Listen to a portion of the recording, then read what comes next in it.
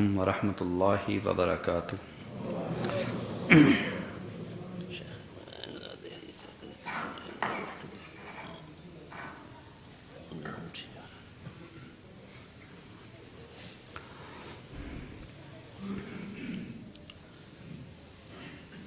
الحمد للہ نحمده ونستعینه ونستغفره ونؤمن به ونتوکل علیہ ونعوذ باللہ من شرور انفسنا ومن سیئات اعمالنا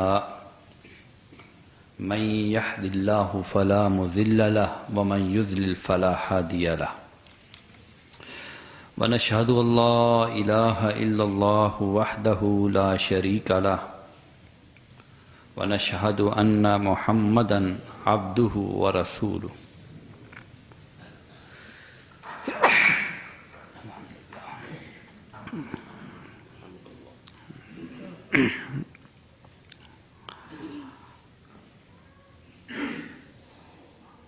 اللهم صل على محمد وعلى آل محمد كما صليت على إبراهيم وعلى آل إبراهيم إنك حميد مجيد اللهم بارك على محمد وعلى آل محمد كما باركت على إبراهيم وعلى آل إبراهيم إنك حميد مجيد أما بعد فأعوذ بالله من الشيطان الرجيم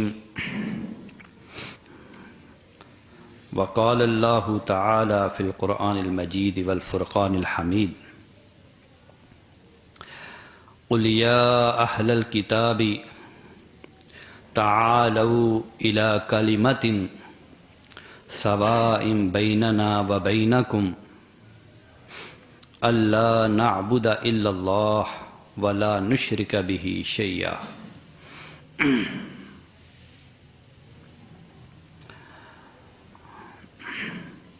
وقال الله تعالى في مقام آخر إن الدين عند الله الإسلام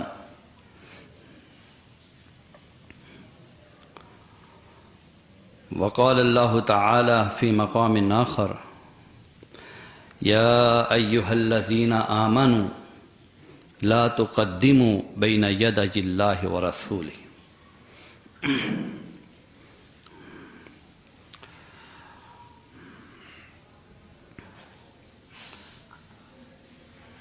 معزز حاضرین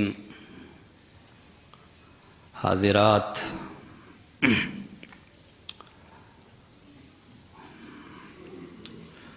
دعا ہے اللہ تبارک و تعالی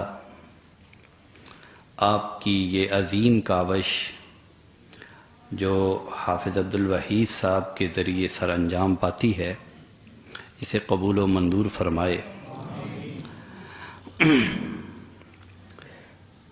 پروگرام کی نوعیت ماشاءاللہ بڑی سنجیدہ ہوتی ہے۔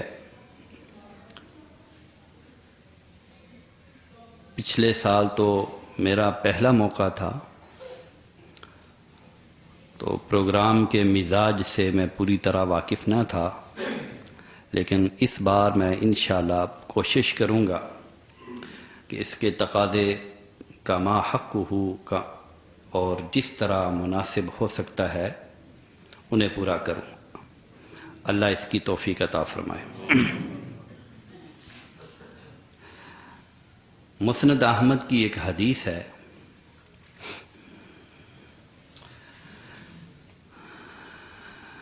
وہ حدیث مسلمانوں کا جو سیاسی عروج و زوال ہے وہ بڑا ہی احسن طریقے سے بیان کرتی ہے۔ انشاءاللہ گفتگو کے آخر میں بھی میں اس حدیث کو پھر ایک دفعہ دہراؤں گا، ایک دفعہ پہلے اسے ہلکا پھلکا ذہن نشین کر لے اور اس کے سارے متعلقات آپ کو پروگرام کے آخر میں سمجھ آئیں گے۔ اگرچہ موضوع بڑا دقیق ہے، میں نے بھی کوشش کی ہے کہ سادہ سے انداز سے گفتگو کر کے ایک عوامی انداز سے تاکہ بات آپ کو احسن طریقے سے سمجھ آ جائے۔ نعمان بن بشیر اس حدیث کے راوی ہیں۔ کہتے ہیں کننا قعودا فی المسجد مع رسول اللہ صلی اللہ علیہ وسلم۔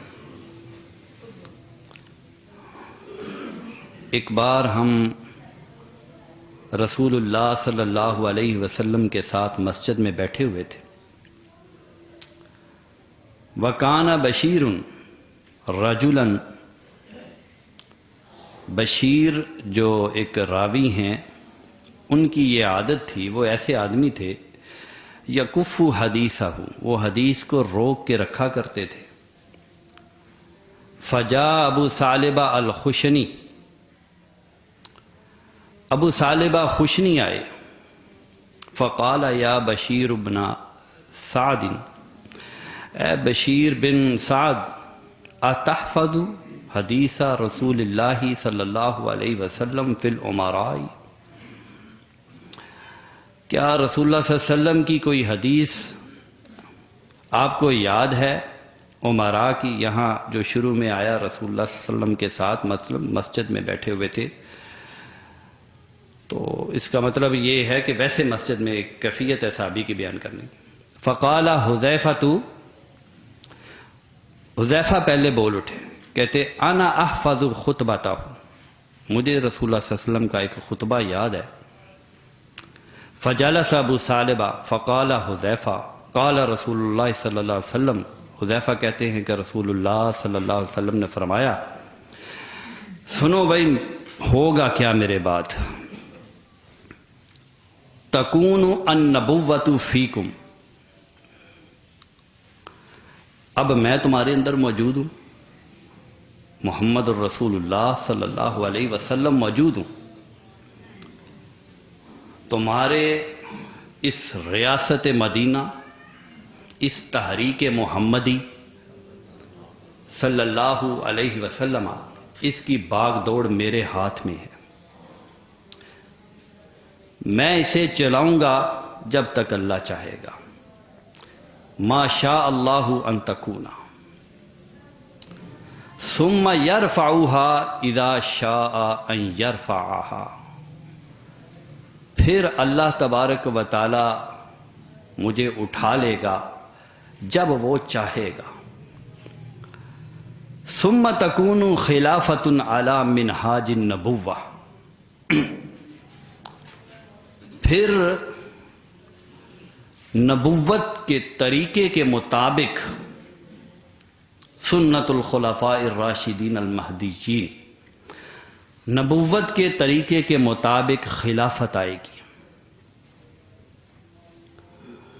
فتکون ما شاء اللہ ان تکون، جب تک اللہ چاہے گا وہ رہے گی، ثم یرفعها اذا شاء اللہ ان یرفعها، پھر اللہ جب چاہے گا تو اسے اٹھا لے گا۔ یعنی پہلے نبوت ہے، اس کے بعد پھر خلافت ہے، پھر اس کے بعد کیا ہوگا، ثم تکون ملکن عازن، پھر کاٹ کھانے والی بادشاہت آئے گی۔ کاٹ کھانے والی بادشاہت، یہ کاٹ کھانے والی کا کیا مطلب ہے؟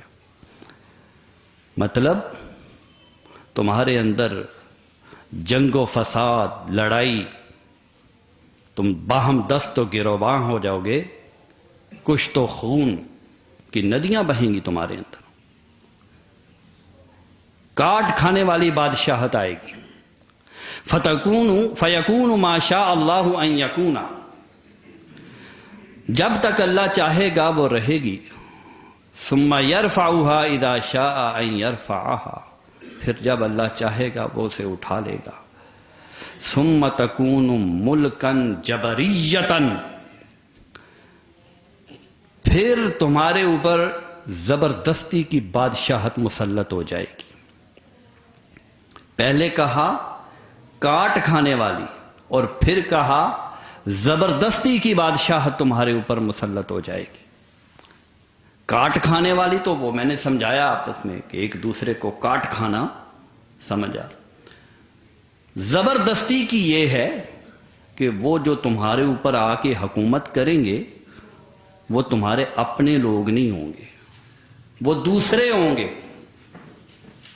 وہ یورپ سے اٹھ کے آئیں گے، وہ جہاں سے بھی آئیں گے، تمہارے اپنے لوگ نہیں ہوں گے۔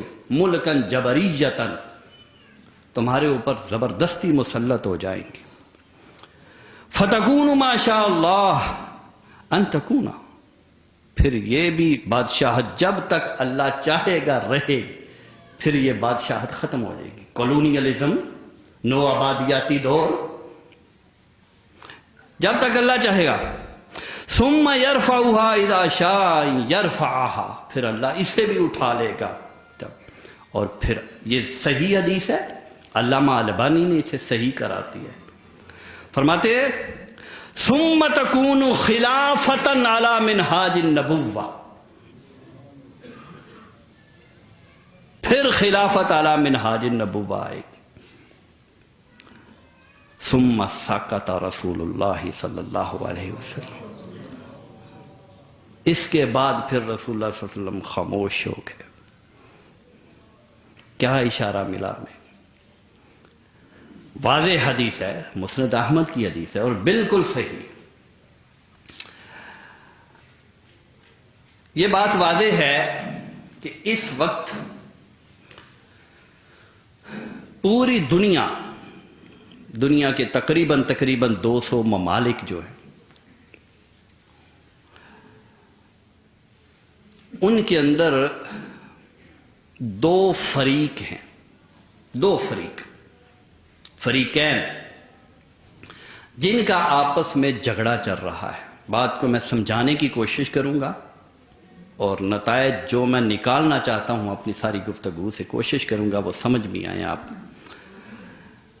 دو فریق ہیں جن کا آپس میں جھگڑا چل رہا ہے، پوری دنیا۔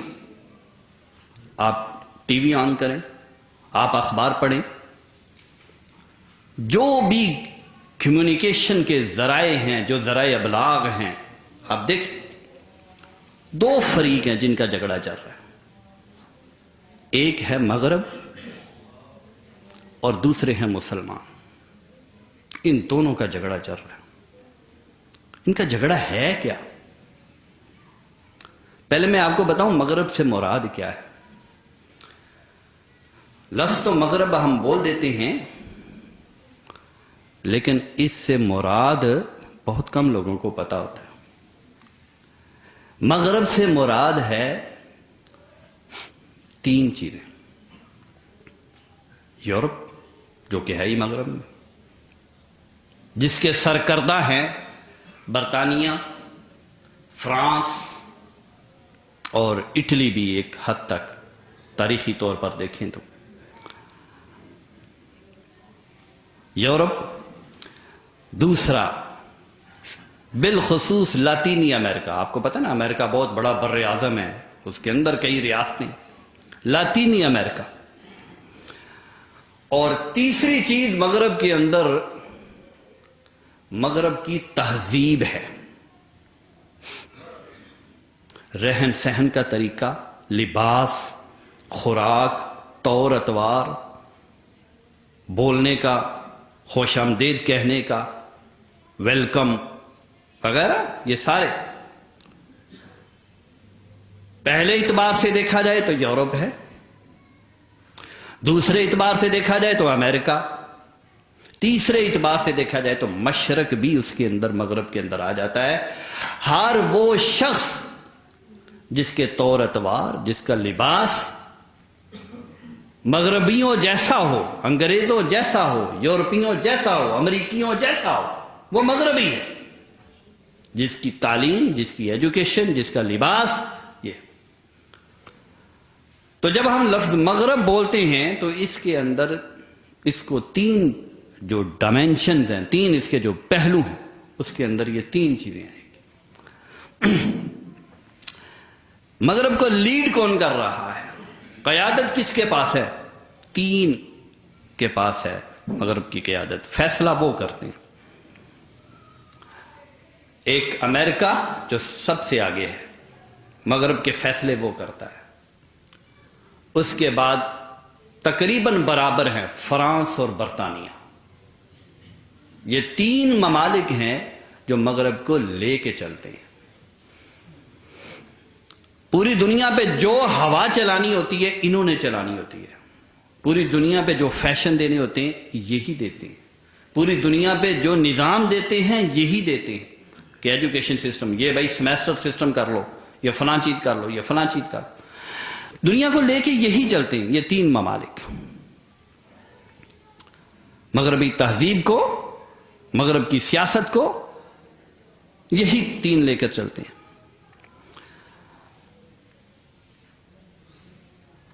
یہ جو جھگڑا ہے مغرب کا اور مسلمانوں کا، آئے دن ہم دیکھتے ہیں کبھی توہین رسالت ہوتی ہے، کبھی جنگیں ہو رہی ہیں. کشمیر میں ہم دیکھتے ہیں، فلسطین میں ہم دیکھتے ہیں. یہ جو جھگڑے ہیں یہ کس بنیاد پر ہے؟ کیا یہ یکدم اٹھ پڑے ہیں؟ وہاں سے تیل برآمد ہو گیا ہے چلو وہاں چلیں. نہیں، یہ بھی چیزیں تو ہیں، لیکن یہ کیا یکدم ہو گیا؟ میں آپ کو ایک کلیے کی بات بتاؤں. جب بھی 2 قوموں کا جھگڑا آپ دیکھو نا، ان کی ہمیشہ تاریخی بنیادیں ہوتی ہیں. آپ عراق اور کویت کا جھگڑا دیکھیں، اس کی تاریخ پڑھ کے دیکھیں آپ. جب بھی 2 ملکوں کا، 2 قوموں کا، 2 بڑی اکثریت کے جب جھگڑے ہوتے ہیں تو اس کی تاریخ پڑھیں. چنانچہ اسی طرح یہ مسلمان 56-57 جو ممالک ہیں، ان سے امریکہ کو کیا تکلیف ہے؟ فرانس کو کیا تکلیف ہے؟ یورپ کو کیا تکلیف ہے؟ وہ کیوں چیڑتے ہیں ان سے؟ چنانچہ جب ہم تاریخ پڑھتے ہیں نا تو اس کی جڑیں بڑی گہری نظر آتی ہیں. اور وہ لوگ جو اس دھوکے میں مبتلا ہیں مسلمانوں میں سے، وہ بھولے لوگ جو خود کو بڑا ایجوکیٹڈ اور بڑا تعلیم یافتہ سمجھتے ہیں، او جی پرانی باتیں چھوڑو. میرا اسپیشلی ہدف ہے وہ لوگ کہ اب دیکھو. نہیں میرے بھائی، نہ باتیں ختم ہوتی ہیں نہ ہی نظر انداز ہوتی ہیں. آپ کبوتر کی طرح وقتی طور پر آنکھیں بند کرنا چاہتے ہیں تو کر لیں، بلی نے آ کے تمہیں کھانا ہی کھانا ہے. جڑیں بڑی گہری ہیں. چنانچہ اس کی جڑیں کم از کم 1400 سال پرانی ہیں. 1400 سال پرانی جڑیں اس جھگڑے کی، ان تنازعات کی، ان مسائل کی جو آج مسلمانوں اور مغرب میں نظر آتے ہیں. میں وہی تھوڑا سا چیدہ چونکہ موضوع بہت طویل ہے یہ، تو میں کوشش کروں گا ہلکا پھلکا سا آپ کو واقعاتی انداز میں، تاریخی انداز میں تھوڑا سا آپ کو تعارف کروا دوں. آغاز بڑا اچھا تھا. ہم مسلمان جو ہے نا، آپ یقین جانیں، ہم مسلمان جو ہے نا، اللہ نے ہمارا دل بہت بڑا رکھا ہے. یہ جھوٹ بولتے ہیں، پروپیگنڈا ہے ہمارے خلاف کہ مسلمان تنگ نظر ہوتے ہیں، مسلمان برداشت نہیں کرتے، ٹالرنس لیول. حالانکہ جو کہتے ہیں برداشت وہ خود نہیں کرتے. تاریخ بتاتی ہے، میں ثابت کروں گا آج، دیکھیے تو صحیح. کرو تم برے ہم، یہ دنیا ہے.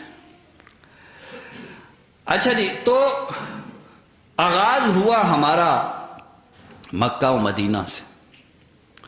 ہم نے آغاز میں ہی بڑے اچھے تعلقات قائم کرنے کی کوشش کی. ہم خندہ پیشانی سے پیش آئے. ہم نے دوستی کا ہاتھ بڑھایا. کیسے؟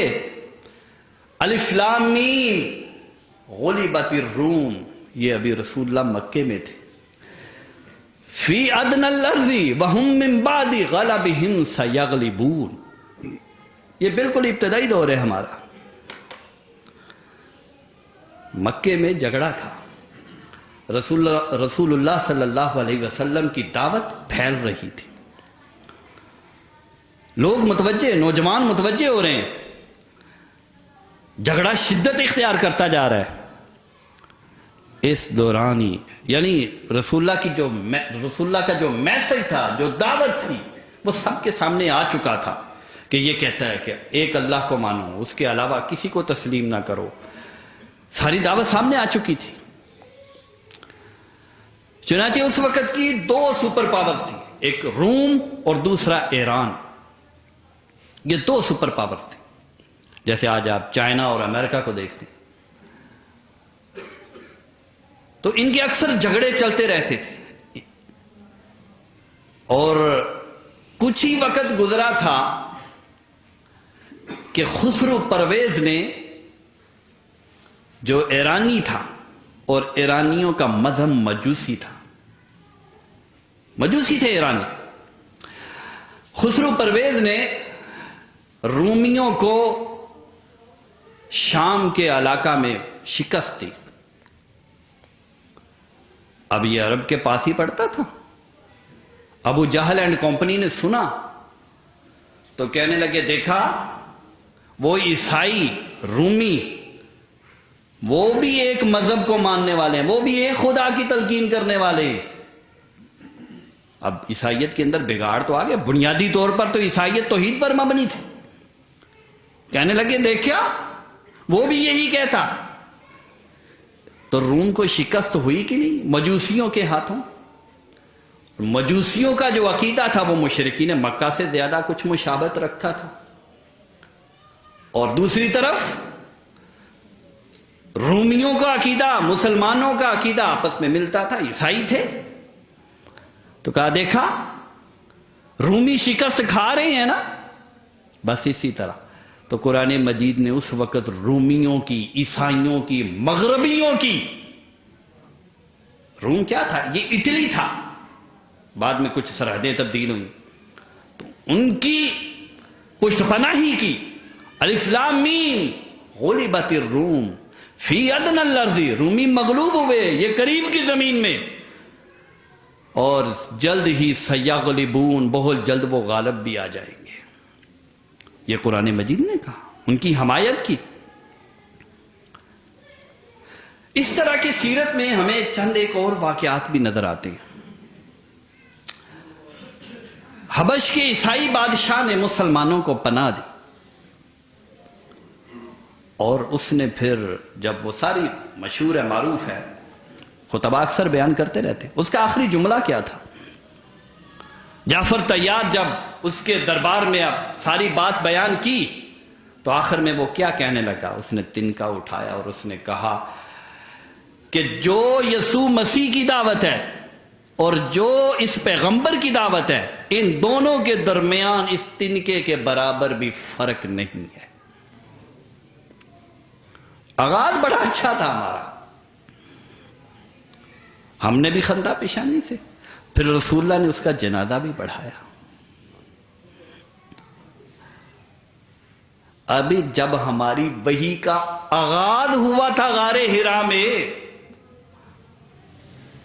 سیدہ خدیجہ رضی اللہ تعالیٰ عنہ، رسول اللہ صلی اللہ علیہ وسلم جب آئے گھر میں گھبرائے ہوئے، زملونی زملونی دسرونی دسرونی، خدیجہ مجھے کمبل دو کمبل دو، ناقابل برداشت کیفیت ہے. اور چند دن بعد پھر کس کے پاس لے کر گئی تھی؟ بولے کوئی پتہ نہیں مسلمانوں، ورقہ بن نوفل کے پاس. اور ورقہ بن نوفل کون تھا؟ عیسائی عالم تھا. اور اس نے پھر کیا کہا تھا جب اس نے ساری بات سنی؟ اس نے پھر کیا کہا تھا ورقہ بن نوفل نے؟ بولے کیا کہا تھا؟ اس نے کہا میری بھتیجی یہ تو وہی ناموس ہے، یہ تو وہی فرشتہ ہے جو عیسیٰ پر آتا، جو موسیٰ پر آیا. یہ یعنی کہ یہ سچا پیغمبر ہے. اور پھر جب رومی غالب آ گئے تو ہرقل کے دربار میں جب سفیان پہنچے، ابو سفیان ابھی مسلمان ہی ہوئے تھے، اور ان سے اس نے 10 سوالات کیے، مشہور ہے حدیث ہرقل. تو اس نے کہا، مثلاً اس نے کہا کہ اس کے پیروکار غریب ہیں زیادہ یا امیر ہیں؟ اس نے کہا غریب ہیں. بڑھ رہے ہیں کم ہو رہے ہیں؟ بڑھ رہے ہیں. اس طرح کے سوالات کیے، تجرباتی نوعیت کے. اور اس کے بعد پھر اس نے کہا کیا؟ اس نے کہا کہ وہ سچا پیغمبر ہے. آغاز اچھا تھا ہمارا. پھر ہوا یوں کہ ہمارے ذمے ایک کام تھا، ہم مسلمانوں کے ذمے ایک کام تھا. وقت فرصت ہے کہاں، کام ابھی باقی ہے، نور توحید کا اتمام ابھی باقی ہے. والذی ارسل رسولہ بالہدی ودین الحق لیظہرہ علی الدین کلہ. عبداللہ بن عباس کہتے ہیں لیظہرہ ای لیغلبہ، یعنی اللہ اس سسٹم کو، اس نظام کو، اس دین کو تمام ادیان پر غالب کرنے کا حکم دے رہا ہے. ہماری یہ الوہی ذمہ داری تھی. ہم اس ذمہ داری کو لے کے جزیرہ عرب سے نکلے، اور پھر جب نکلے تو پھر تصادم ہو گیا. یہ خدا کی طرف سے کنتم شہداء علی الناس، ہم گواہ تھے. گواہ کس حیثیت سے؟ بس نمازیں پڑھنے کے اعتبار سے کہ تم نے نمازیں 5 وقت کی پابندی کے ساتھ پڑھنی ہے؟ نہیں. ہماری یہ ذمہ داری تھی کہ جس طرح اپنی اصلاح کرو گے، اپنی ذات کی اصلاح کرو گے، اپنے گھر بار کی اصلاح کرو گے، اسی طرح اپنے معاشروں کی اصلاح کرو گے، انسانی سماجوں کی اصلاح کرو گے، اسی طریقے سے اس نظام کو لے کر آؤ گے. چنانچہ اس ذمہ داری کو نبھانے کی خاطر ہم پھر جزیرہ عرب سے نکلے. بس جو ہی نکلے اور پھر تصادم رونما ہوا. صرف تقریباً 1 صدی بھی نہیں لگے، ہم نے روم ایک بہت بڑا رومن امپائر تھا. امپائر پتہ کسے کہتے ہیں؟ امپائر کا لفظ جب بولا جاتا ہے، امپائر کا مطلب ہوتا ہے ایک اتنی بڑی ریاست جس نے اپنے اندر چھوٹی چھوٹی کئی ریاستوں کو ضم کر لیا ہے، ملا لیا ہے اپنے ساتھ، وہ امپائر ہوتا ہے. تو روم جب رومن امپائر تھا، اس کے اندر بہت زیادہ سلطنتیں آتی، پورا یورپ اس کے ماتحت تھا. امریکہ تو ابھی معلوم ہی نہیں ہوا تھا، یہ بعد میں بھی میں ذکر کرتا ہوں. تو جب اس طرح کر کے رومن امپائر تھا اور ایران تھا، بیچ میں سے ہماری طاقت اٹھی. ہم کس لیے نکلے تھے؟ کیا ہمیں کہیں تیل نظر آیا تھا؟ واللہ نہیں آیا تھا. کیا ہم یہ چاہتے تھے زمینیں ہمارے ہاتھ آئیں؟ ہم بالکل یہ نہیں چاہتے تھے. ہم کس لیے نکلے تھے جزیرۃ العرب سے؟ یاد ہے آپ کو؟ کس لیے؟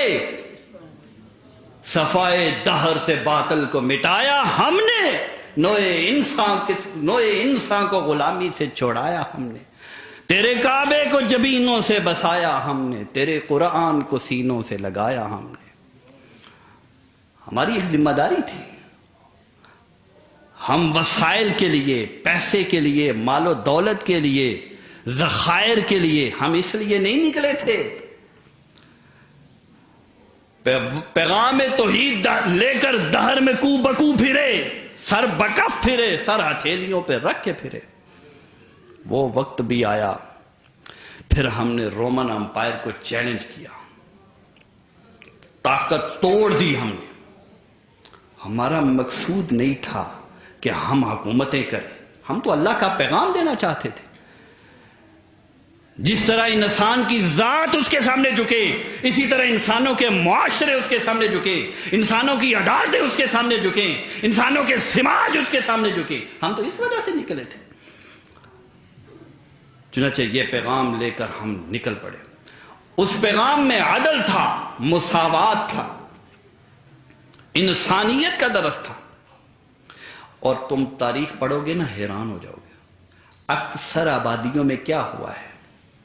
ہم نے ایرانیوں سے، رومیوں سے جب علاقے لیے ہیں، مصر میں گئے، شام میں گئے، فلسطین میں گئے، مختلف علاقہ جات میں جب ہم پھیلے ہیں تو وہاں کی آبادی نے، وہاں کے لوگوں نے خود ہمیں کہا کہ آپ آؤ، ہم ان حاکموں سے بیزار ہیں، ہم ان عیسائی حاکموں سے بیزار ہیں، یہ ظلم کرتے ہیں ہمارے اوپر. ہم تو اس طرح گئے تھے. خیر تب پھر کلیش شروع ہو گیا، تصادم شروع ہو گیا. یہ پہلا دور ہے ہماری تاریخ کا، مسلم اور مغرب، مسلمانوں اور مغرب کا جو تصادم، یہ پہلا دور ہے. اس میں ہم فتح پہ فتح کیے جا رہے تھے اور وہ مفتوح ہوئے جا رہے تھے، مغلوب ہوئے جا رہے تھے، ہم پھیلتے جا رہے تھے. تھم تھا نہ تھا کسی سے سیل رواں ہمارا، ہم بڑی تیزی سے پھیلتے جا رہے تھے. پھر جب ہم نے اپنی اصلیت گم کی، ہم نے اللہ اور اس کے رسول کے فرمودات کو کچھ پسے پشت ڈالنا شروع کیا. پھر عیسائیوں کو موقع ہاتھ آیا. یہاں سے مسلم مغرب، یعنی ابھی تک میں نے ایک دور بتایا آپ کو مسلم مغرب تاریخ کا تعلق، اینڈ پہ میں بات لے کے جا رہا ہوں اس طرف کہ پہلا دور وہ ہے بالکل ابتدائی تعارفی دور، اس میں بڑی ہم آہنگی تھی، بڑے اچھے واقعات سیرت کے اندر ہم دیکھتے ہیں. دوسرا دور یہ ہے کہ ہم اللہ کا پیغام لے کے زمین پہ پھیل رہے تھے، بلکہ یہ ایک ہی دور ہے، اسے پہلے دور میں شامل کریں جس میں ہم فتح مند ہوئے جا رہے تھے، علاقوں پہ علاقے فتح کیے جا رہے تھے. دوسرا دور پھر اس کے بعد شروع ہوتا ہے، وہ ہے صلیبی دور. صلیب عیسائیوں کا نشان ہے، وہ جو مذہبی نشان ہے نا وہ لگاتے ہیں. صلیب کا مطلب پھانسی سولی دینا. تو ان کے عقیدے کے مطابق حضرت عیسیٰ علیہ السلام کو چونکہ سولی دیا گیا ہے، تو پرانے وقتوں میں وہ صلیب یوں دیا کرتے تھے. صلیب کا بلکہ ہوتا ہی یوں ہے کہ وہ درخت ایک گاڑ کر، درخت کا وہ ٹہن گاڑ کر، اور اوپر اس کے ایک دوسری سائڈ پہ ایک مخالف سمت پہ ایک لگا دیتے تھے ایک لکڑی، اور بندے کو بازوؤں کے ساتھ اوپر لٹکا دیتے تھے. تو یہ دوسرا ہے صلیبی دور. اسے صلیبی دور کیوں کہتے ہیں؟ اس میں 300 یا پونے 200 سال بعد مورخین کہتے ہیں بعض، تو یہ 200-300 سال صلیبی جنگیں رہی ہیں. اس میں ہم کمزور ہو گئے. ہماری کمزوری کی بنیاد کیا تھی؟ ہم نے اپنی اصلیت چھوڑ دی تھی، اپنا جو حقیقی پیغام تھا وہ چھوڑ دیا تھا. یہ صلیبی جنگیں پھر شروع ہوئی ہیں دوسرے دور میں. اب وہ حملہ آور ہونے شروع ہوئے ہمارے اوپر، کیونکہ آج کی لڑائیاں نہیں ہیں، یہ ہماری بڑی پرانی لڑائیاں ہیں. یہ جب دور آیا ہے تو پھر ہم کمزور ہو چکے تھے. کوئی 300-400 500-600 سال دنیا کے اوپر حکومت کر چکے تھے. حکومت ہماری اتنی تھی کہ وہ خلیفہ ہارون الرشید اپنی ملکہ کے ساتھ، ملکہ زبیدہ کے ساتھ، اپنے محل کے وہ چھت کے اوپر چڑھ گیا. بڑی دیر ہو گئی تھی، بارش نہیں آئی تھی. اچانک بادل کی گرج سنائی دی، گرمیوں کا موسم تھا. تو وہ بغداد میں وہ اپنی ملکہ کے ساتھ اوپر چڑھ گیا. تو وہ بادل آیا، ایک دفعہ تھوڑی سی گھٹائیں چھائیں اور انتظار ہے کہ ابھی برسا کہ ابھی برسا. وہ گرج رہا تھا، جو گرجتے ہیں برستے نہیں ہیں. بادل تھوڑی دیر گرجا اور پھر اس نے رخت سفر باندھا، چل دیا. ملکہ زبیدہ نے ہارون الرشید کی طرف دیکھا اور طنزیہ مسکراہٹ دی. اسے کہا کہ بادل تجھے مذاق کر کے چلا گیا. تو ہارون الرشید نے پتا کیا کہا تھا؟ اس نے بادل کی طرف دیکھ کے کہا، یہ دور عروج ہے نا مسلمانوں کا، جب ہم نے رومیوں سے چھینا ہوا تھا سب کو، عیسائیوں سے. اس نے دیکھا بادل کی طرف، ہارون الرشید نے کہا آسمان کے بادل تو جا، جہاں تیرا دل چاہتا ہے جا کے برس لے، تیرا خراج، تیرا ٹیکس میرے پاس آئے گا. یہ وقت تھا، ہمارا عہد شباب تھا وہ. اس کے بعد جب ہم کمزور پڑے ہیں، ہم کمزور کیوں پڑے ہیں؟ صرف قال اللہ قال الرسول کو چھوڑا ہم نے، ہم اس وجہ سے کمزور پڑے۔ میں نے بڑا غور کیا ہے، مسلمان کمزور کیوں ہوا ہے؟ کوئی شخصیتوں کے پیچھے چل پڑا۔ کسی نے کہا میرے امام اعلیٰ، کسی نے کہا کہ فلاں فلسفہ سب سے اعلیٰ، فلاں نظریہ سب سے اعلیٰ، فلاں علم سب سے اعلیٰ۔ جب اللہ اور رسول کو چھوڑا تو ہم کمزور پڑ گئے۔ خدا شاہد ہے، صحابہ کے پاس کون سی قوت تھی؟ یہی قال اللہ قال رسول ہی تو تھا۔ خیر، یہ ہمارا دور جب کمزوری کا شروع ہوا تو یہ عہد صلیبی، انہوں نے ہم سے جو ہم نے ان سے لیا تھا اور جہاں ہم نے ایک اسلامی نظام قائم کیا تھا، اب وہ ہم سے چھیننا شروع ہوئے۔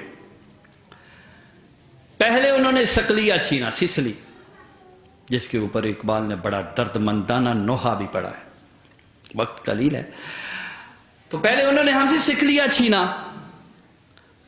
اب ان کے حوصلے بڑھ گئے۔ سکلیہ ایک جزیرہ تھا، افریقہ سے وہ پڑتا تھا اور راستے بھی کٹے ہوئے تھے، جہازوں پہ جانا پڑتا تھا۔ موقع ہاتھ آ گیا، مسلمان کمزور پڑے۔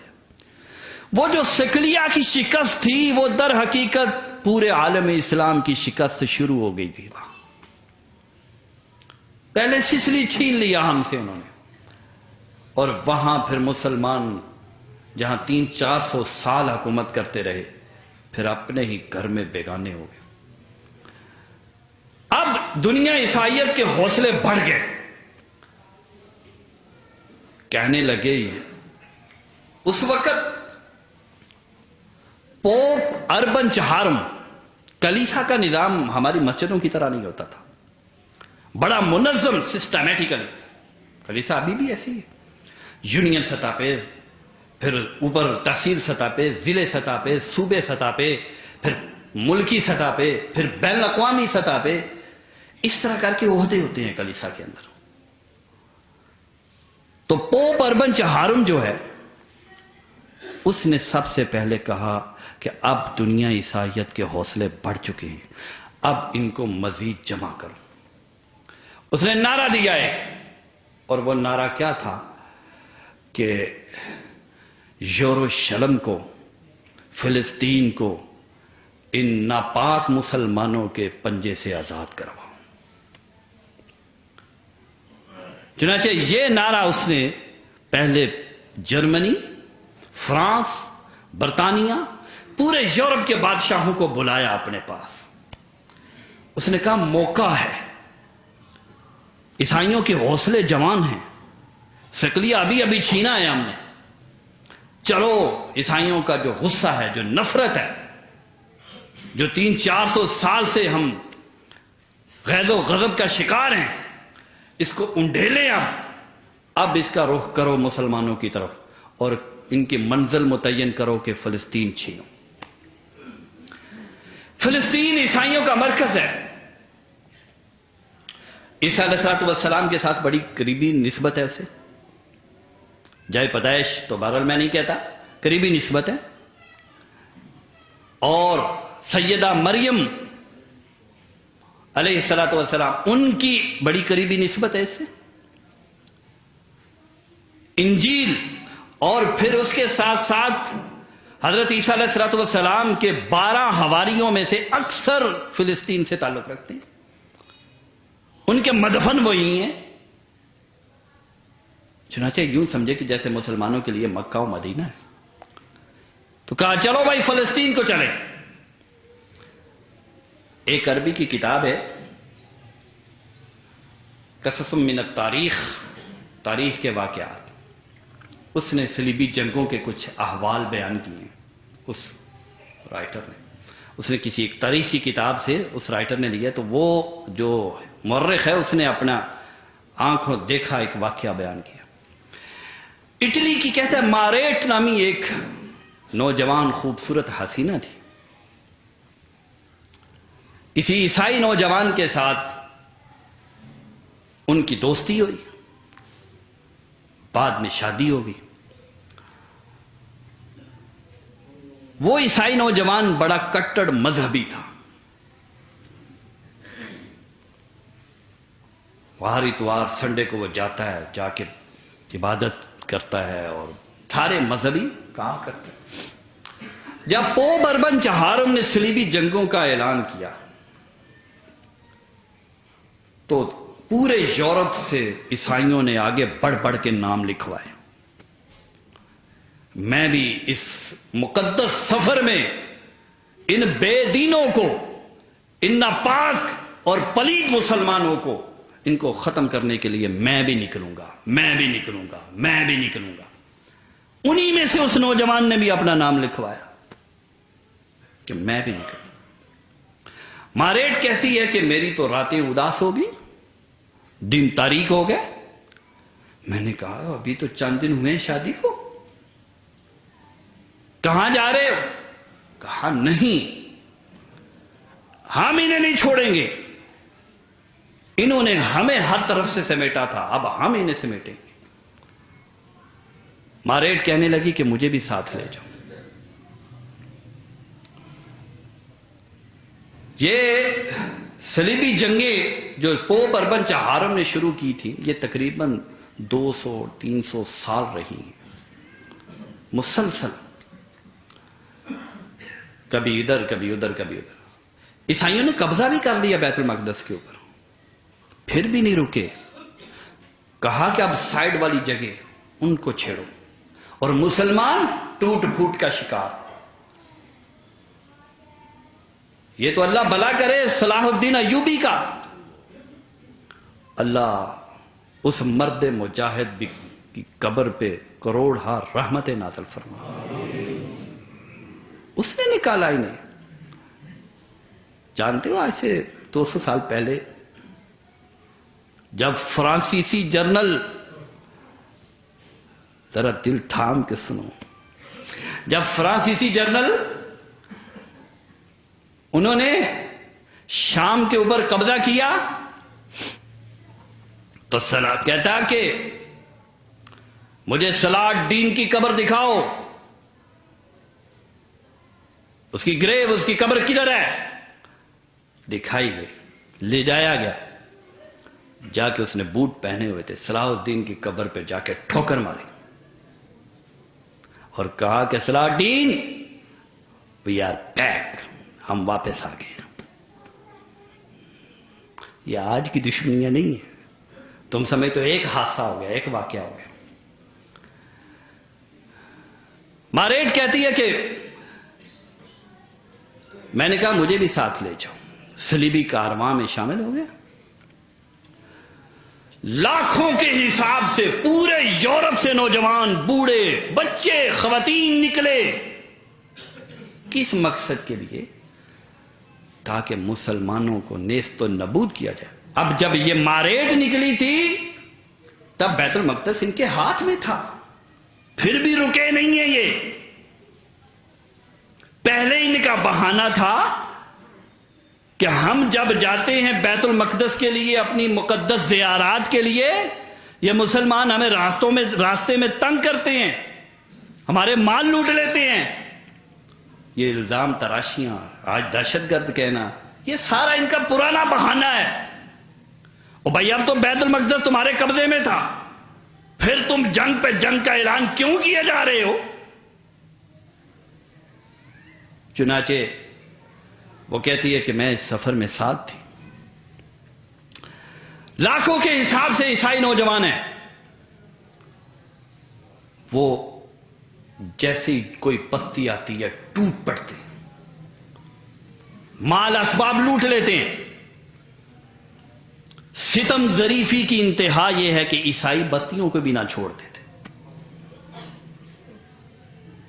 جنسی حیوانوں کی طرح سفر کرتے تھے۔ اس کی یادداشت ماریٹ کی اس مورخ نے وہ نقل کی،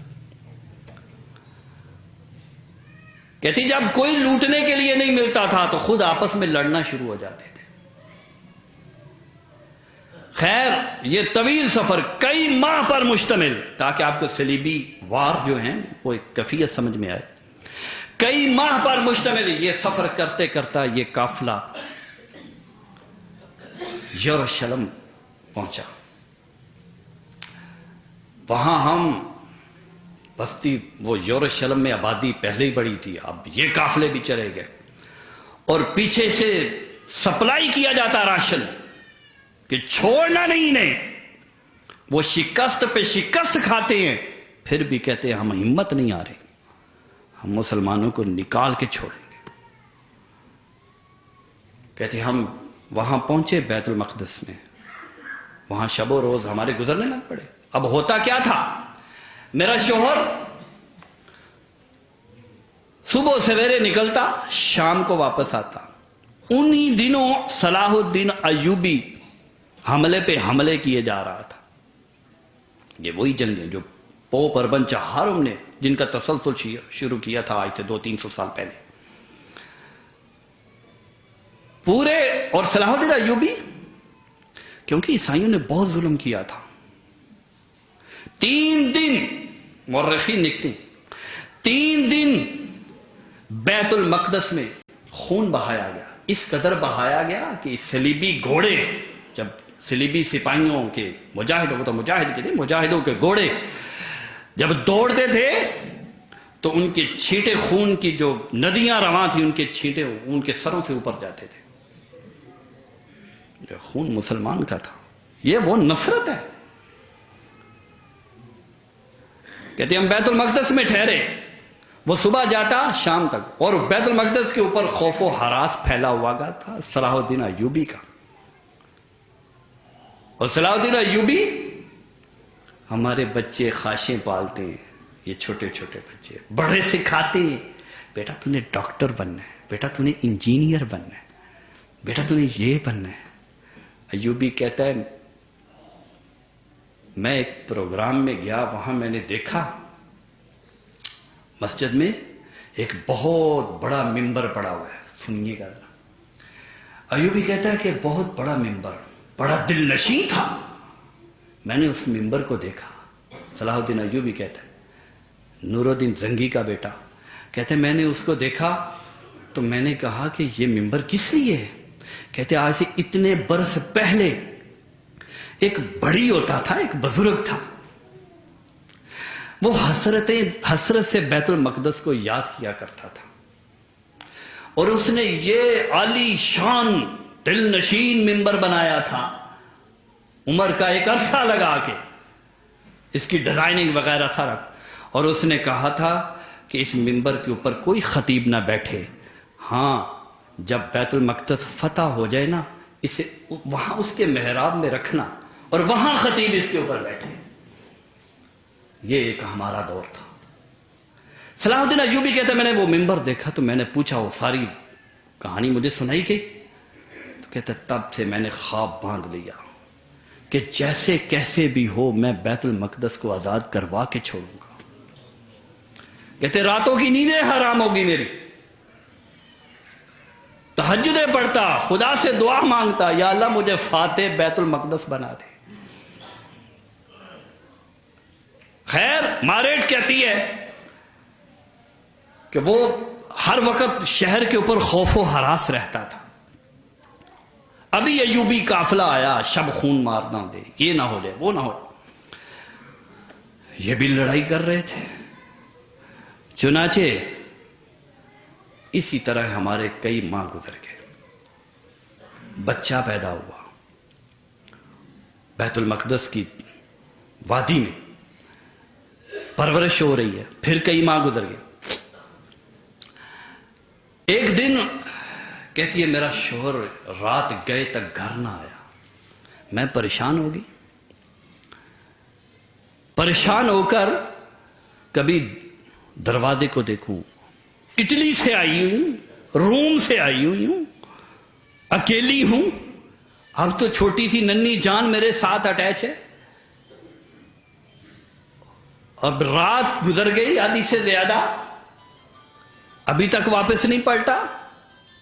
یہ ایک نوجوان کی میں سنا رہا ہوں، یورپ کا ہر نوجوان ایسا تھا، اس قدر نفرت تھی تمہارے خلاف جو پادریوں نے پڑھائی، جو ان کے محققین نے انہیں سکھائی.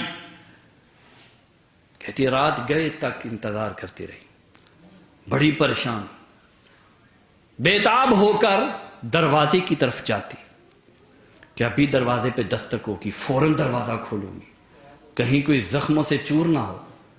بچہ بلبلاتا، ماں کی مامتا تڑپ اٹھتی، واپس آ جاتی. اسی کشمکش میں تھی. بھائی آج ایسا کرے نہیں کہیں تھوڑا سا بھائی بند کر دے یار بھائی جان. تو کہتی اسی کشمکش میں تھی. اچانک دروازے پہ دستک ہوئی. میں نے دروازہ کھولا تو میرا شوہر تھا. میں نے ویلکم کیا، اسے گھر میں بٹھایا. جب لیٹے تو وہ داستانیں سنانے لگا کہ ایوبی مجاہدین ایسے آئے، ہم نے ایسے کیا، وہ کیا، یہ کیا. داستانیں سنا رہا تھا. کہتی مجھے اچانک نیند آ گئی. سوئی ہوئی تھی کہ پھر مجھے توپوں کی گن گرج، گھوڑوں کی ہنہناہٹ، ٹاپوں کی آہٹ مجھے سنائی دینے لگی. میں نے آنکھیں کھولی گھبرا کے. جلدی سے شوہر کو دیکھا تو وہ بھی موجود نہیں تھا. میں پریشان ہو گئی تو اپنے بچے کو سینے سے لگایا، باہر نکلی، دیکھا تو گلیوں میں شور ہے، ایوبی آ گئے، ایوبی آ گئے، دوڑو دوڑو دوڑو. کہتی میں بھی دوڑ اٹھی. اب کسے ہوش، محشر کا عالم، رات کا وقت ہے اور صلاح الدین ایوبی کا سفید لباس، ان کا یونیفارم ہوتا تھا، اوپر عمامے ہوتے تھے سفید، رات کی تاریکی میں نظر آ جاتے تھے. خیر کہتی ہے پریشان حال ہم باہر نکلے. میں باہر نکلی، دیکھا تو عیسائی سارے بھاگ رہے ہیں، کسی کا ہوش نہیں. میدان کارزار کی طرف گئی کہ وہاں میرا شوہر مل جائے، اس کے سامنے ہاتھ باندھوں اور کہوں واپس اٹلی چلے جائے. وہاں کوئی نظر نہیں آ رہا. اسی پریشانی میں کبھی جنگ ہو رہی ہے، میں ادھر دوڑتی ہوں، کبھی ادھر دوڑتی ہوں، کہیں مجھے نظر نہیں آ رہا. تہجد کی اذان ہوئی، کشتوں کے پشتے لگ گئے. عیسائی سارے میدان میں بچھڑے پڑے. صلیبی وہ ریڈ کلر کا، سرخ کلر کا یونیفارم اور سرخ خون. اور پھر فجر کا وقت ہوا تو بیت المقدس کے اوپر ایوبی جھنڈا لہرا رہا تھا. اللہ اکبر کی، اللہ اکبر کی آج سینکڑوں سال بعد صدا بلند ہوئی. میں سمجھ گئی کہ اب یہاں رہنے کا کوئی چارہ نہیں. کہتی ہے کہ جب میں اٹلی سے نکلی تھی تو راستے میں مجھے بڑی داستانیں سنائی گئی تھی کہ یہ جو مسلمان ہوتے ہیں نا، یہ بڑے بے دین ہوتے ہیں، یہ بڑے گندے ہوتے ہیں. استغفر اللہ استغفر اللہ. ان کا پیغمبر، عجیب و غریب خرافات مجھے سنائی گئی تھی. یہی وہ ذہنیت ہے جو وہ تیار کرتے ہیں. یوحنا دمشقی تھا بنو امیہ کے دور میں، وہ سب سے پہلے اس نے تحقیقات شروع کی اسلام کے اوپر، اور رسول اللہ صلی اللہ علیہ وسلم کے بارے میں عجیب و غریب باتیں لکھی، قرآن کے بارے میں عجیب و غریب لکھی. 300 سال اس کی کتابیں پڑھائی جاتی رہی ہیں یوحنا دمشقی کی. کئی یورپین زبانوں میں اس کی کتابوں کے ترجمے ہوئے. بعد میں پھر محققین نے. ماریٹ لکھتی ہے، کہتی ہے کہ میں میدان کارزار میں تھی، اذان ہو رہی تھی، صبح کا پو پھوٹ رہی تھی، اور میں اپنے شوہر کو تلاش کر رہی تھی. کم از کم اس کی لاش مجھے نظر آ رہا ہے اور مجھے یقین ہو جائے اور میں چلی جاؤں. اس اثناء میں جب میں پریشان تھی تو ایک بزرگ مجھے نظر آئے. ان کے ساتھ 8-10 نوجوان لڑکیاں تھیں. وہ عیسائی تھا، اٹلی سے ہمارے ساتھ آیا تھا، تب سے وہیں تھا.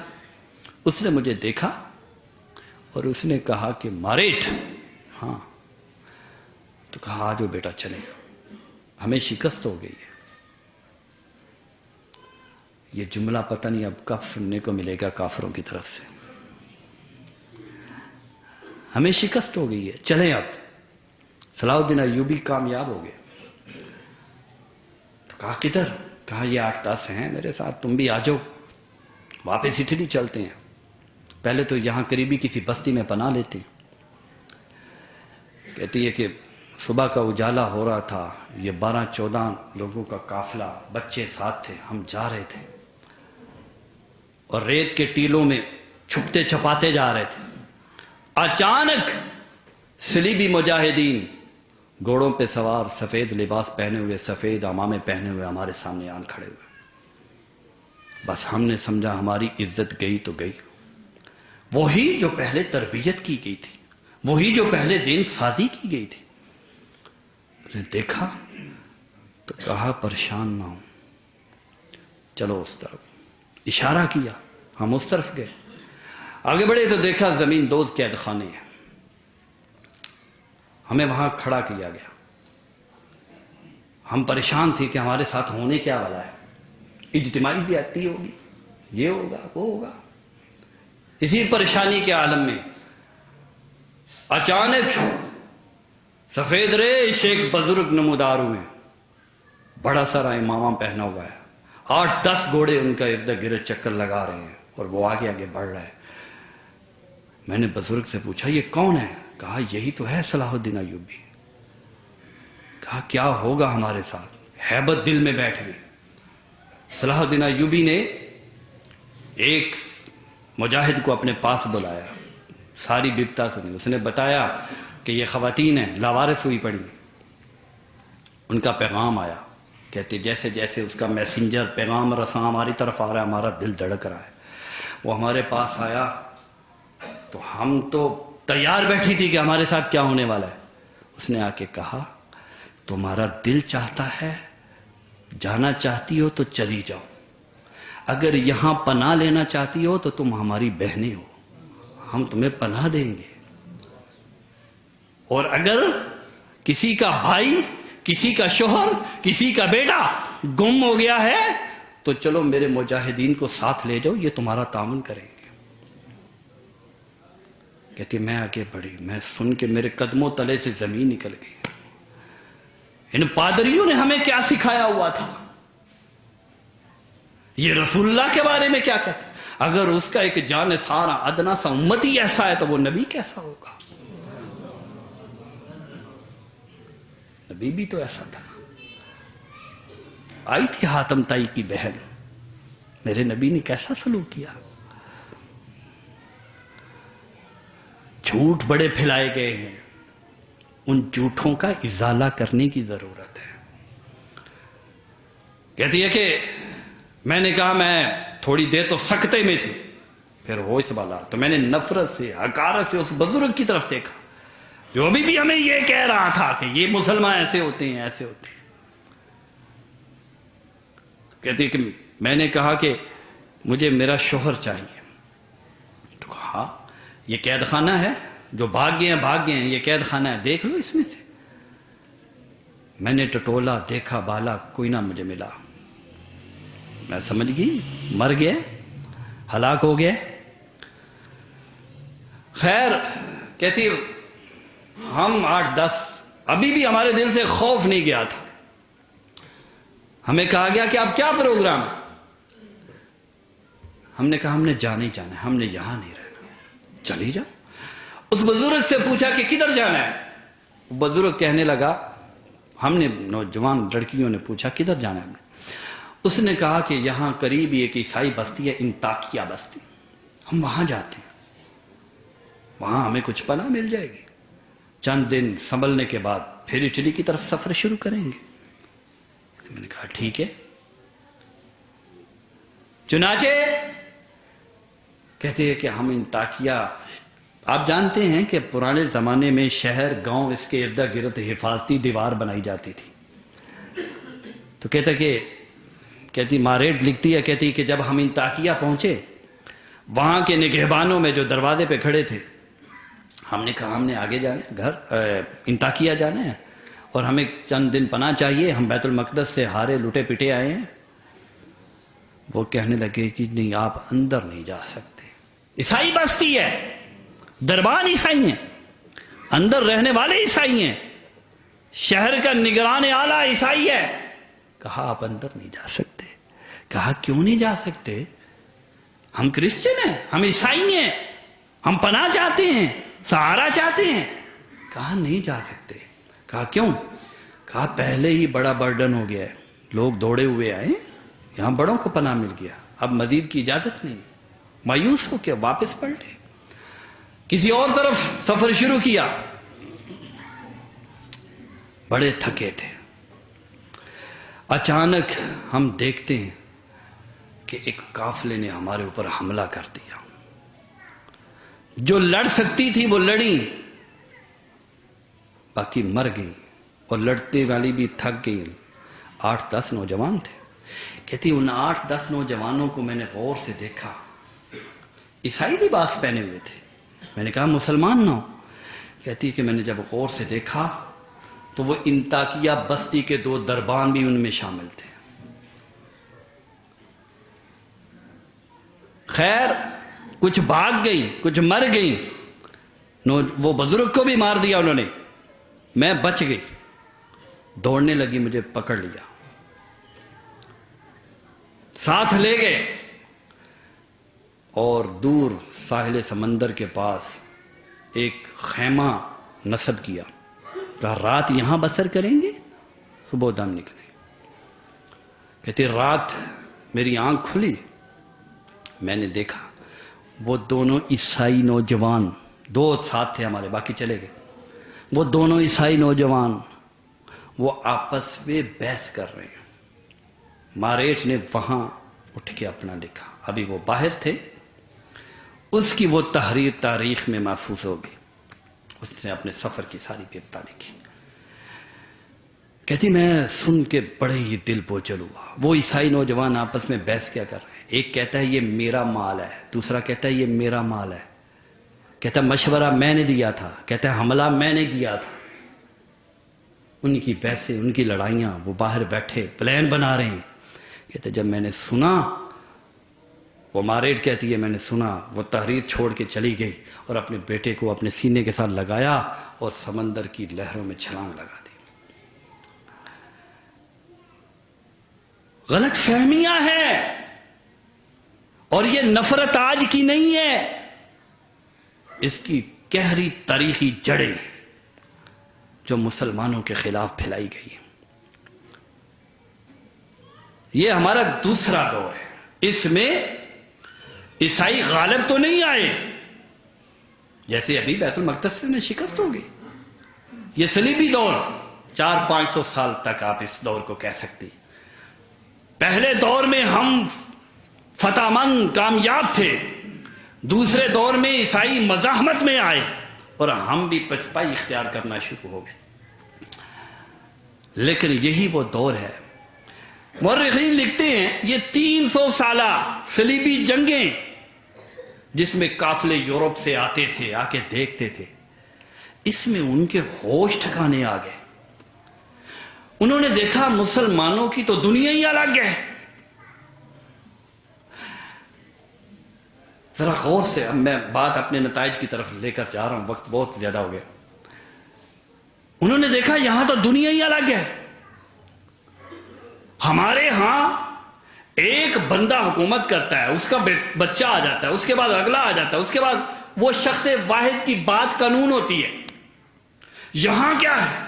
یہاں ایک دستور ہے، ایک قرآن ہے، ایک سنت ہے، یہاں قانون ہے، قانون کی حکمرانی ہے، قانون چلتا ہے یہاں۔ چنانچہ یہاں سے انہوں نے سوچا کہ ہم بھی کیوں نہ ایسا کریں کہ قوانین بنائیں، دستور بنائیں جس کے اوپر لوگ چلا کریں۔ یہاں انہوں نے دیکھا کہ جو خدا پرستی ہے نا، یہ کائنات کی تحقیق سے روکتی نہیں ہے، چیزوں کو ٹٹولنا، تحقیق کرنا، اس سے روکتی نہیں ہے۔ کہا ہم بھی تحقیق شروع کرتے ہیں۔ لیکن عیسائیت آڑے آتی تھی. انہوں نے کہا عیسائیت کو ویسے چھوڑ دو. کہا چھوڑا بھی نہیں جا سکتا. کہا کہ عیسائیت کا کام صرف یہ ہو کہ عبادت کروا دے، باقی ہماری سیاست کیسے ہو، ہماری معیشت کیسے ہو، ہمارا معاشرہ کیسے ہو، یہ ہماری عقلوں پہ چھوڑ دو. چنانچہ یہاں سے وہ شعور لے کر گئے. یہ جنگیں جنگی نہیں تھیں، یہاں سے وہ شعور لے کر گئے. وہ سکلیہ میں گئے، شعور لے کر گئے. چنانچہ ایک نئے دور، نئی تحقیقات کا آغاز ہوا. سائنس ان کے ہاتھ میں آ گئی. اب ایک تیسرا دور شروع ہوا جس میں وہ سنبھل گئے. 200-300 سال کی تحقیقات کے بعد سنبھل گئے. اب انہوں نے مسلمانوں کے اوپر حکومتیں شروع کر دی، حملے شروع کر دی. فرانسیسی گئے مصر میں، برطانوی آئے ہندوستان میں، افریقہ میں اسپینش چلے گئے. مختلف علاقہ جات جو مسلمانوں کے، جو مسلم امپائر تھا، جو مسلمانوں کی وسیع ایک سلطنت تھی، سب کے اوپر قبضہ شروع. یہ تیسرا دور. پہلا دور مسلمانوں کی فتح کا. دوسرا دور، یہ ہمارا آج کا جھگڑا نہیں ہے، میں بار بار کہہ رہا ہوں. پہلا دور مسلمانوں کی فتوحات کا. دوسرا دور صلیبیوں کی مزاحمت ہے. اور تیسرا دور ان کی فتوحات کا شروع ہو گیا. ہم تاریخ میں اپنا کردار ادا کر کے تھک چکے تھے. ہم میں سے ہم اس بات پہ جھگڑنے لگ پڑے. کوئی کہنے لگا میرا امام سچا ہے، کوئی کہنے لگا میرا امام سچا ہے. ہم اس بات میں جھگڑنا شروع ہو گئے. کوئی کہتا ہے یہ سوچ ٹھیک ہے، کوئی کہتا ہے یہ نظریہ ٹھیک ہے. ہم اس بات میں جھگڑنا شروع ہو گئے. ہم نے نہ دیکھا اللہ اور اس کے رسول کیا کہتے ہیں. یہ وہ بنیاد تھی جس سے زوال. تقلید کی روش سے تو بہتر ہے خودکشی، جس نے ہمارے دماغوں کو بند کر دیا. تحقیق بند ہو گئی اور سرمایہ دوسرے لے گئے. ہمارے دماغ شک ہو گئے. چنانچہ یہاں سے اب تیسرا دور شروع ہوا، کلونیلزم، نو آبادیاتی دور.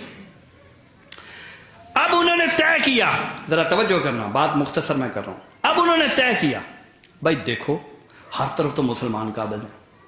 افریقہ ان کے پاس، ایشیا ان کے پاس، آدھا یورپ ان کے پاس. اب ہم نے انہیں ہٹانا ہے پیچھے. چنانچہ جہاں بھی جاؤ نا ان پہ رحم نہیں کھانا. باقیوں میں رحم کھا لیں گے، انہیں نہیں چھوڑنا. کہ کریں گے کیا ان کو مار ڈالیں گے؟ اتنے زیادہ تو ہیں یہ، مارے بھی نہیں جا سکتے. آگے سے ان کا جہاد آ جاتا ہے. ان کا کریں کیا؟ کہا ان کا طریقہ یہ ہے کہ ان کی مال، ان کے ادارے، ان کی ہر چیز ان سے چھین لو. ان کو بھوکا مرنے کے لیے چھوڑ دو. جب پیٹ ستائے گا نا تو آئیں گے پھر ہمارے پاس، پھر کہیں گے کہ ہمیں روٹی دے دو. ہم کہیں گے ایک شرط پہ دیں گے، پہلے ہماری تعلیم پڑھ، ہماری سوچ لے، ہماری طرح کا بن، پھر ہم تجھے دیں گے روٹی. اب وہ غالب تھے، اب فیصلے انہوں نے کرنے تھے. 32 دیہات، 32 گاؤں مل ملا کے ہندوستان میں 32 دیہاتوں نے اکٹھے سائن، ایک ایک نے انگوٹھے لگائے، اور کیا کہا؟ یہاں کے انگریز ڈپٹی کمشنر کے پاس درخواست گئی، جا کے کہا کہ ہم سب سے اوپر والی چوٹی ہمالہ ہے. کہا ہم ہمالہ کی چوٹی پہ بار بار چڑھنے اور اترنے کو تیار ہیں. ہم سائبریا کے صحراؤں میں گھومنے کے پھرنے کے لیے تیار ہیں، بس ہمیں 2 وقت کی روٹی دے دے. وہ حالات پیدا کیے اس نے. لارڈ میکالے نے کہا، اس نے کہا ہندوستانیوں کو ایسی تعلیم دو. برطانوی پارلیمنٹ میں 1835 میں اس نے کہا ہندوستانیوں کو ایسی تعلیم دو کہ ان کی شکلیں تو ہندوستانی ہو لیکن ان کی عقلیں ساری یورپین ہو. یہ بابو بننے میں فخر محسوس کرے, ملا بننے میں کمتری محسوس کرے, ان کو بدل ڈالو. چنانچہ یہاں سے پھر وہ اگلی جنگ شروع ہوئی. ملکن جبریتن, زبردستی کی بادشاہت. وہی حدیث میں نے آپ سے کہا تھا, آخر میں پھر سناؤں گا, توجہ دلاؤں گا. اب یہ 100 سال 200 سال جتنا جہاں جس کو موقع ملا اس نے لوٹا نہیں, اپنا آپ بنایا, پھر جانا پڑ گیا, چلے گئے. میں مختصر کر, یہ تیسرا دور ختم ہوا. اب اس کے بعد چوتھا دور, وہ چلے گئے, اپنی وہ نسل تیار کر گئے, کاٹھے انگریز, جن کی شکلیں ہندوستانی ہیں, جن کی شکلیں مصری ہیں, جن کی شکلیں افریقن ہیں. وہ شکل سے تو علاقائی ہیں, مقامی ہیں, لیکن سوچ ان کی برطانیہ میں ہے, فرانس میں ہے, امریکہ میں ہے. اب جب وہ گیا, ہمارے ہاں ادھر سے 70-75 سال پہلے, جہاں جہاں جس علاقے سے انگریز گئے, چاہتے ہوئے وہ ساری خرابیوں کی جڑ ایک خرابی دے گئے. انہوں نے 100 سال 150 سال ہمیں تعلیم دی. جاتے ہوئے انہوں نے یہ کہا کہ ان کی جو آئیڈیالوجی ہے, ان الدین عند اللہ الاسلام, ان کی جو سوچ ہے اسلام والی, اس میں تقسیم پیدا کر دو. اب کتنے گروہ ہیں؟ 3 گروہ. ایک وہ ہے, ہر آپ کسی اسلامی ملک کو لے لو, آپ مصر چلے جاؤ, آپ پہلے تو افغانستان مستثنا تھا, اب بلکہ سعودی عرب مستثنا تھا, اب سعودی عرب چلے جاؤ, آپ ترکی چلے جاؤ, آپ ملیشیا چلے جاؤ, انڈونیشیا چلے جاؤ, افریقن کسی مسلم ملک کے اندر چلے جاؤ, آپ ہندوستان میں پاکستان میں آؤ, جہاں بھی چلے جاؤ, مسلمانوں کا پتہ میجر پرابلم کیا ہے؟ وہ اپنی سوچ پہ متفق نہیں. 3 گروہ پیدا کر کے گیا, تقسیم ہو گئی. ترقی کیسے ہوتی ہے پتہ ہے؟ ترقی قوموں میں کب ہوتی ہے؟ تب ہوتی ہے جب ان کے اندر اتحاد ہوتا ہے, جب ان کے اندر برداشت ہوتا ہے. روب کیسے بنتا ہے؟ جب ان کے اندر تعاون باہمی ہوتا ہے, تب بنتا ہے. اور یہ تعاون کیسے آتا ہے, اتحاد کیسے آتا ہے؟ یہ تب آتا ہے جب وہ ایک نظریے پہ, ایک سوچ پہ جمع ہو جاتے ہیں. جب سوچیں الگ ہو, تعاون کیسے ہو؟ وہ سوچوں میں تقسیم پیدا کر کے چلا گیا. اب 3-4 کیٹیگریز آپ کو ہر جگہ, ہر مسلم ملک میں نظر آئیں گے. ایک وہ جو کہتے ہیں یار اسلام سے جان ہی چھڑاؤ, یہ سائڈ پہ ہو جائے. دوسرے وہ نظر آتی ہے نا یہ نسل آپ کو. دوسرے وہ جو کہتے ہیں نہیں یار جان نہ چھڑاؤ, اس کو مسجد تک بند رکھ دو, نمازیں پڑھو, عید بھی پڑھو, بس ٹھیک. اس کے بعد ہماری سیاست کیا ہے, ہماری معیشت کیا ہے, اس میں نہ آنا چاہیے. تیسرا وہ گروپ ہے جو کہتا ہے اور نہیں بھائی اسلام جو ہے نا یہ چند مسائل کا نام ہے, یہ چند ایک مسائل ہے, یہ مسائل بس پورے ہو جائیں تو پھر اسلام پورا ہو جاتا ہے. یہ جھگڑے ہماری قوم. کیا اسلام اس کا نام ہے؟ یوں تو تم سید بھی ہو, مرزا بھی ہو, افغان بھی ہو, تم سبھی کچھ ہو, بتاؤ کہ مسلمان بھی ہو. وضع میں ہو تم نصارا تو تمدن میں ہنود, یہ مسلمان ہیں جنہیں دیکھ کے شرمائے یہود. وہ جو انگریزی کلچر اپنائے بیٹھے ہیں, اور انگریزی کلچر کے اوپر اکبر الہ آبادی نے کیا خوب کہا تھا, یوں قتل کے بچوں کو وہ بدنام نہ ہوتا, افسوس کہ فرعون کو کالج کی نہ سوچی.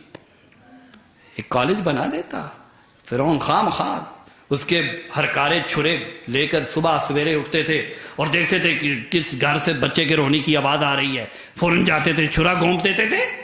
کیا ضرورت پڑی تھی اسے؟ چپ کر کے کالج بنوا دیتا.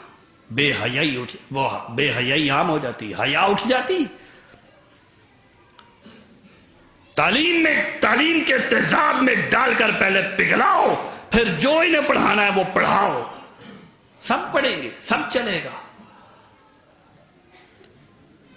یہ ہمارے حالات ہیں. اب اسے پتا ہے کہ اس کے اندر دم خم نہیں رہا، چنانچہ اب وہ مزید بے حیائی پیدا کرنے کے لیے، اسلام سے مزید بیگانہ کرنے کے لیے اب وہ کہتے ہیں اس طرف بھی آؤ کہ پروفٹ کیا ہے، پیغمبر کیا ہے. بس ایک تاریخی شخصیت تھی، وہ چلی گئی. آج ہم اس کے کارٹون بنانا چاہے علیہ باللہ بنا دیں. آج ہم جو بھی کرنا چاہے. مسلمانوں اپنے اندر یہ چیز پیدا کرو، تمہارے اندر برداشت آنی چاہیے. جب وہ برداشت کہتا ہے تو اس کا مطلب یہ ہوتا ہے تمہارے اندر یہ برداشت آنی چاہیے. لیکن اللہ کا فضل ہے، خدا کا شکر ہے، اللہ نے اس امت کی، اس نو کی حفاظت کی قسم اٹھائی. ملا نکلا ہے، وہ صدقہ و خیرات کے ٹکڑے کھا کے بھی اس نے مشن پیغمبر کو جس حال میں بھی پہنچایا ہے. جب نو آبادیاتی دور تھا نا، مولانا عبد الرحیم، اس نے کہا ایک جگہ جھگڑا ہو گیا. ہندو کہنے لگے کہ یہاں پہلے مندر تھا، مسلمان کہنے لگے یہاں مسجد تھی، ہم مسجد تعمیر کریں گے. وہ کہتے نہیں، مندر تعمیر کریں گے، یہاں مندر تھا. تنازع شدت پکڑتا گیا، فسادات پھوٹنے لگے. انگریز کمشنر کے پاس جھگڑا گیا. اس نے کہا کہ کون ہے جو اس کے بارے میں مجھے صحیح اطلاع دے گا؟ کہا جی وہ مولوی عبد الرحیم ہے، وہ فلاں گاؤں میں رہتا ہے، وہ بتا سکتا ہے، بڑا پرانا ہے. کہا بلاؤ اسے. مولانا عبد الرحیم کو بلایا، ہرکار آ گیا، کہنے لگا جی آپ کو بلا رہے. کہتا ہے میں تو نہیں جاؤں گا. کہا کیوں؟ کہا یہ سب دیکھ رہے ہیں، اگر میں انگریز کی عدالت میں گیا تو ان کی نگاہیں بھی جھکے گی، یہ بھی کل کو جائیں گے. بھلے سے نہیں کھانے کو دے رہا، میں نہیں جاؤں گا. کہا جی خون بہ جائے گا، ہندو مسلم فسادات ہیں.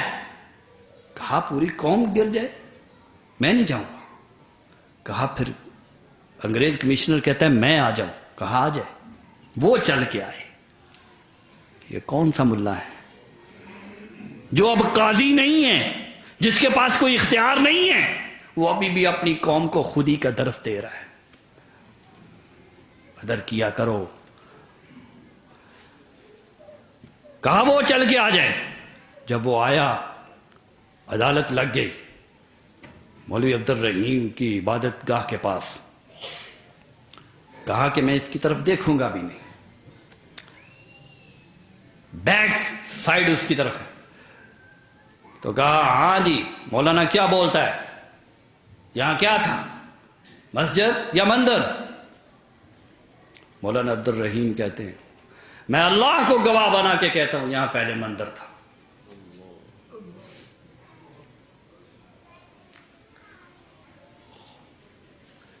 خودداری،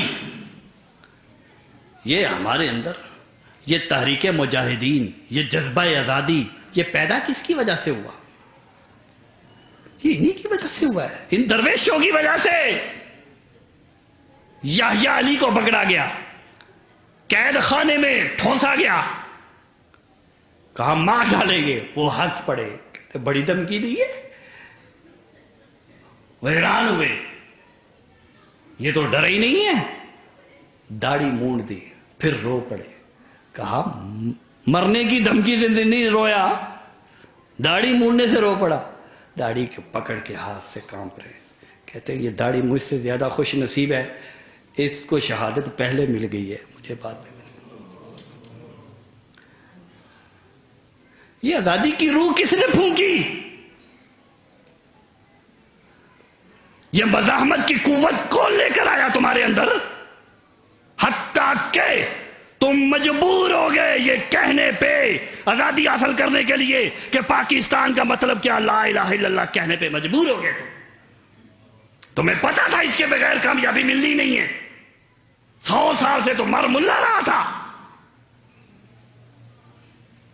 بعد میں کہتے ہیں اور جی کیڑا اسلام جی. خدا نے بھی پھر کہا 71 میں عبرت کا کوڑا برسا، 72 میں کہ نہیں؟ سنبھل جاؤ.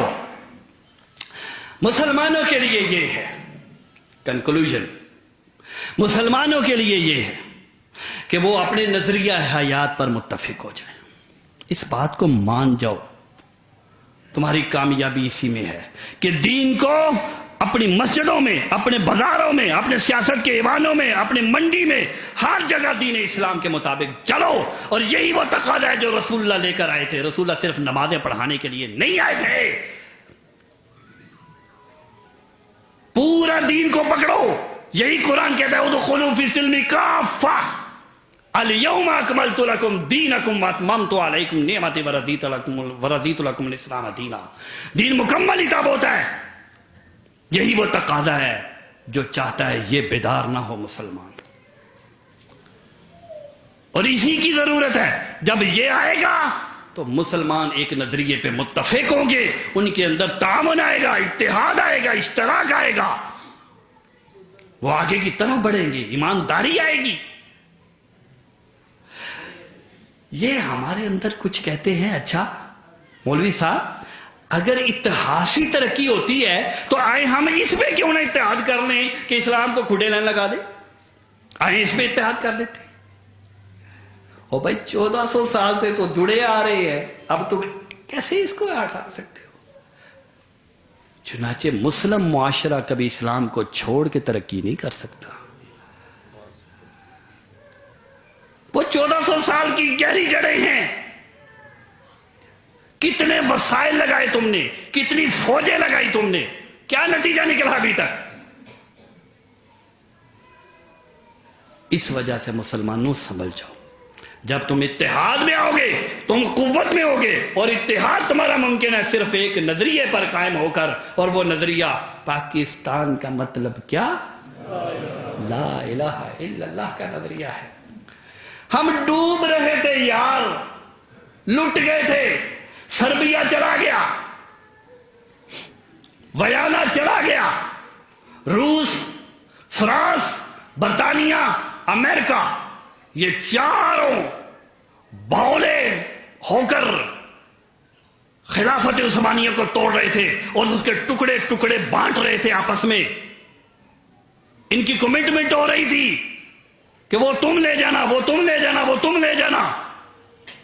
اور خلیفہ اس کے اپنے محل میں غداروں کی بھرمار تھی.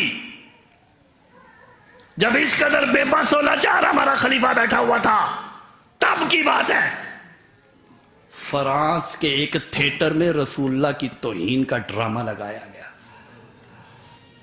اور جب ہمارا خلیفہ اتنا بے سہارا بیٹھا ہوا تھا تب اس نے کہا بعد آ جاؤ نہیں تو میں اعلان جہاد کر دوں گا. انہوں نے اسی وقت ڈرامہ روک دیا تھا. یہ تب کی بات ہے. شیخ الہند مولانا محمود الحسن جب قید میں تھے جزائر انڈمان میں، انگریز سے دوستی ہوگی، وہ متاثر ہوا، بڑا صاحب علم بنتا ہے، آنا جانا روزانہ آتا ہے. ایک دن مولانا محمود الحسن کہتے ہیں یار یہ 1923-24 کے قریب کی باتیں، یار ہماری خلافت کے پیچھے اتنا کیوں پڑے ہوئے ہو تم؟ اس کو توڑنا ہے، اس کو توڑنا ہے، اس کو توڑنا ہے.